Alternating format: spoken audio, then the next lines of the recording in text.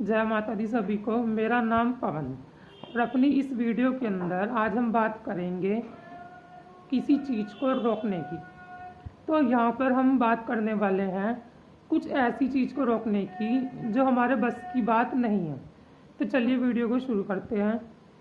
जैसे हम देख रहे हैं कि आजकल इतनी ज़्यादा गर्मी बढ़ रही है, तो क्या इंसान इस गर्मी को रोकने में सक्षम है? अगर कहीं पर बारिश होती है तो क्या वो बारिश रोक सकता है? तूफान आ रहे हैं, अर्थक्वेक आ रहा है, तो क्या इन चीज़ों को रोका जा सकता है?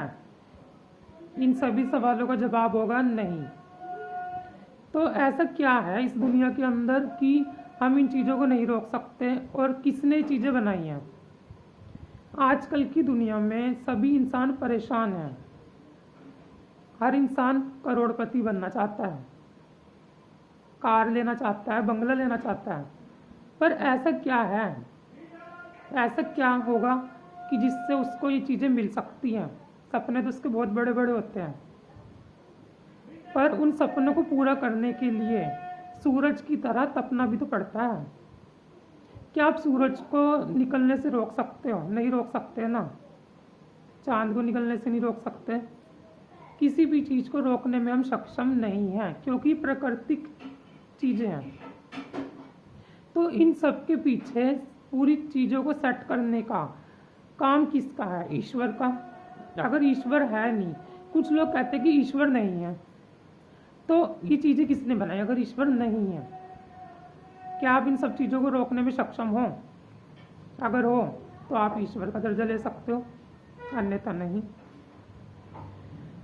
कुछ लोग मतलब ऐसा करते हैं जैसे कोई काम करा और उनका कोई काम चला नहीं। जैसे मान लीजिए कपड़े की दुकान ही की और वह दुकान नहीं चली, और दूसरी तरफ देखते हैं हम कि दूसरा है एक इंसान जिसने सेम दुकान की है और उसकी दुकान बढ़िया चल रही है। तो इसके अंदर फ़र्क किस चीज़ का है? किसी चीज़ का तो फ़र्क होगा ही ना। इसके अंदर किसका फ़र्क आ जाता है? बुद्धि का। हमने देखा है कि हर एक के अंदर सतबुद्धि भी होती है और दूसरी भ्रष्ट बुद्धि भी होती है, और ये बुद्धि प्रदान करने वाले कौन है? ईश्वर। अगर हमारे अंदर बुद्धि ही नहीं होगी तो हम किसी भी कार्य को कर सकते हैं? बिल्कुल नहीं। तो हमें ईश्वर से हमेशा सद्बुद्धि ही मांगनी चाहिए, ताकि हम अपने हर एक काम को अच्छी तरह से निपुण कर सकें। अगर डॉक्टर ही नहीं होंगे तो दवाई देगा कौन? और अगर बीमारी ही नहीं होगी तो डॉक्टर भी नहीं होगा। ठीक उसी प्रकार अगर एक किसान खेत में बीज ही नहीं बोएगा तो फसल उगेगी कैसे? उसको खाने वाला कौन होगा?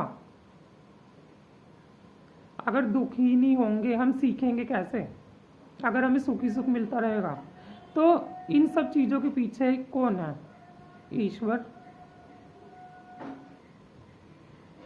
अगर हमने देखा है कि जैसे हम पिछले जन्म में क्या थे, हमें नहीं पता ना।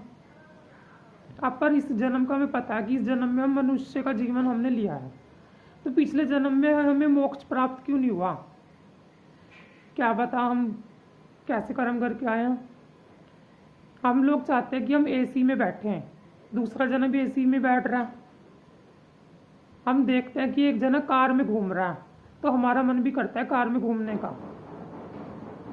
एक जना अच्छे कपड़े पहनता है तो हमारा मन भी करता है कि हम अच्छे कपड़े पहने। तो उसमें और हम में फ़र्क ही क्या रहा?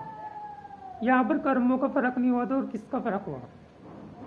क्या पता उसने अच्छे कर्म किए हों जो उसको इस तरह का भोगने को मिल रहा है।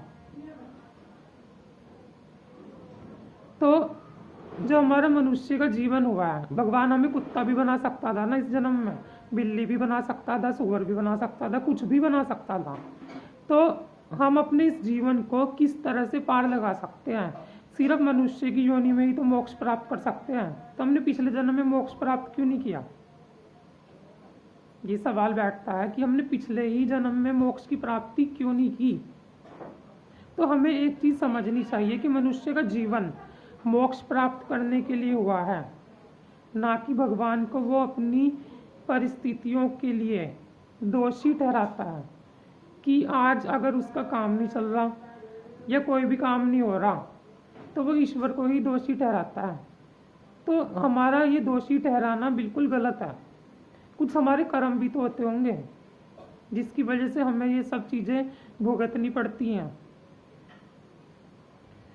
तो आशा करता हूँ आपको मेरी वीडियो लाभदायक लगी होगी, जानकारी अच्छी लगी होगी। अगर आपको अच्छी लगती है तो इस वीडियो को शेयर करें, कमेंट करें और इसको लाइक भी करें। और अगर आपका कोई क्वेश्चन है तो कमेंट बॉक्स में आप कमेंट कर सकते हैं। धन्यवाद। जय माता दी।